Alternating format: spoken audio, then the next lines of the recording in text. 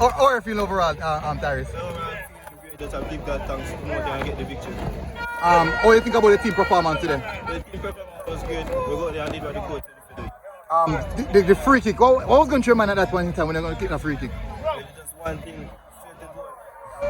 And that second goal, possible goal of the season so far. Did you really intend to strike it in the top corner there? I just want to hit it at goal. Well, just hit it at goal, but you got the right place. So what do you think about your performance today? Yeah, my performance was good, but ain't good. Some more effort. Need to work more harder. Where fitness is concerned, how far do you think you are we're getting fully fit now? As I say, we just have to go there, change and put in the work. Alright, so what do you think about this Dinthill team? You think you guys have what it takes this season to really cause some problem in this competition? Yes, the team is they are a fighter. They see they are a fighter, they go there and give everything that they have. Alright, Tyrese, well done here and congrats. Alright, thanks.